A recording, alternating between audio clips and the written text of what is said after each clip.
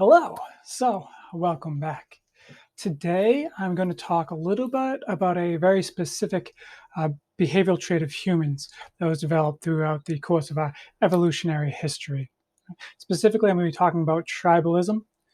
We're going to fit this in as an example of how certain traits get passed on more frequently than other traits and how that impacts allele frequencies within a population. Right?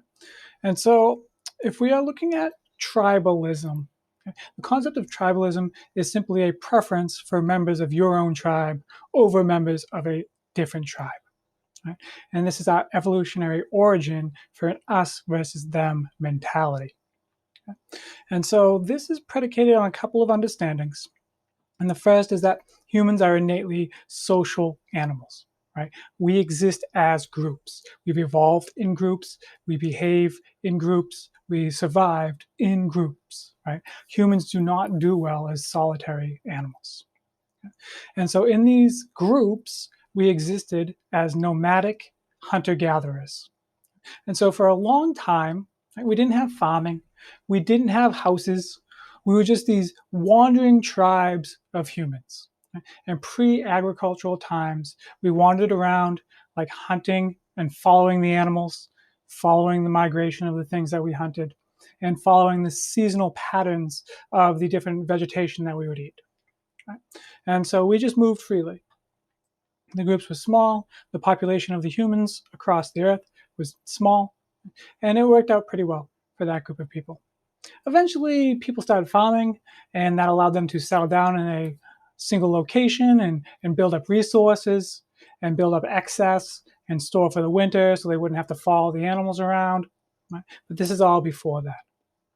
Okay. The other predicate that we need to consider is the fact that evolution singularly favors gene variations that are most passed on. Right? And so above all other selection and all other favoritisms, evolution is about which gene variation is best at getting passed to the next generation, period. Okay.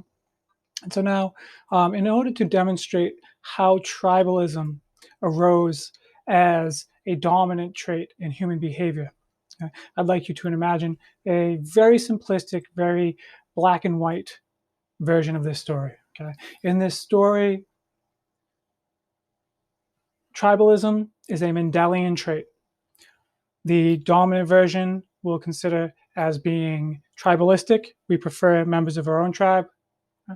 And the recessive version being meritocratic. Right? We prefer people who can do good work. Those are our two tribes. Those are our two alleles. Okay. And now I've established two separate tribes of people. Okay. Tribe 1 is entirely homozygous for tribalistic behavior. Okay. There are 50 members in this tribe. They all have big A, big A. So my allele frequency within this tribe is 100 of 100 dominant A for this gene. Okay. Tribe 2 is entirely made up of homozygous recessive organisms. Okay? So all of these individuals behave in this meritocratic way, right? They choose people who perform well over members of their own tribe inherently. Okay? And so again, we have 100 alleles, and 100 of those 100 are this recessive trait. Okay? One day, these two tribes run into each other. Right? They're out there hunting some buffalo, and they come across each other, and they're like, hey, we have to have some kind of diplomatic conversation so that we don't just kill each other. And they all agree, yeah, that's a great idea. Okay? And so they trade a couple of representatives, right? So each tribe gives to the other tribe a male and a female. Okay? So we have an example of gene flow here. Right? We have this exchange between populations. So one male has moved from tribe 1 to tribe 2. One female has moved from tribe 1 to tribe 2. And one female has moved from tribe 2 to tribe 1. And one male has moved from tribe 2 to tribe 1. Okay? Population levels have stayed the same. However, I now have different allele frequencies. And you'll recall that that is microevolution instantaneously, right? I have a change in my allele frequency. And so now both have this 96-4 split, okay, in favor of their original disposition. All right. And so now the diplomats are hanging out in their populations. And two things can happen. Okay? In tribe 1, because they are tribalistic, right, the two organisms, the two individuals that come to hang out, don't get to mate with anybody. And they never find any mates because this group prefers themselves, right? They prefer their own tribe. And so nobody's going to mate with those two outsiders. Okay?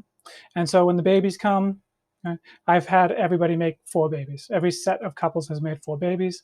Okay, so there's 100 babies total now. Okay, if everybody mated. In this case, the 2 outsiders didn't get to mate, and so 96 babies were made. The 192 big A's are left over. On this side of the story, though, right, those outsiders came in, they did good work, and so this tribe was like, yeah, cool, we like you, let's mate. And they made some babies with them, right? And so over here, right, there were 25 pairs of mating as there were over here, okay? And 23 of the individuals were this, and 22 of the individuals were this. And so I end up with a total of 92 small A alleles and 4 big A alleles. Okay, and so it's still mostly small a, but you'll see that this is gaining ground. Okay? And so as a totality, my small a's have lost ground and my big A's have gained ground. Small gain for now, right? But if we continue this trend down generations, and every generation they have this diplomatic exchange, right? Every generation we're going to build up more big A's in both parties and decrease the proportion of small A's. And so as this continues on, right, eventually the tribalistic behavior will become the predominant behavior, okay? Because it inherently perpetuates itself, whereas the metacrotic, as the other style, doesn't perpetuate itself. Okay? And so whenever you have a gene that will itself perpetuate itself, it's going to do better than the versions that do not perpetuate themselves inherently. Okay? So now if you think about the actual size of the populations, right, the tribalistic population actually went down by a few members because they refused to mate with the other group. Okay, the meritocratic population was cool. They stayed at the same rate of growth, right? And so overall, the meritocratic behavior was actually beneficial for the survival of the group. Okay, but because the tribalistic behavior perpetuates its own gene more readily, it actually overtakes the population's allele frequency, right? Because it perpetuates itself. It chooses for itself, whereas the other one doesn't. Right? And so we have this development of tribalistic behavior. Now, obviously, in real life, right, the factors that went into the way in which the ancient humans interacted were far more complex than this. Right? Behavioral traits don't boil down to a single gene with 2 different alleles. Okay? But I mean, I am of the strong belief that whenever you want to make a principle clear, you make a simple extreme version of it. It does not reflect the grays of reality, but when you isolate each principle that goes into the nuances of that gray, right, you want to just study that one principle, make it extreme. Okay, make it black and white and see what happens. And then you can blend all the blacks and all the whites together to get the grays of reality. Okay?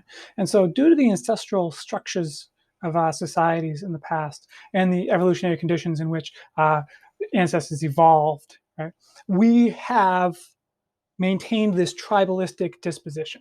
We as humans are undeniably tribalistic. Okay, we prefer us over them. Okay? That's something that is just innate to humans. We always prefer the us to the them.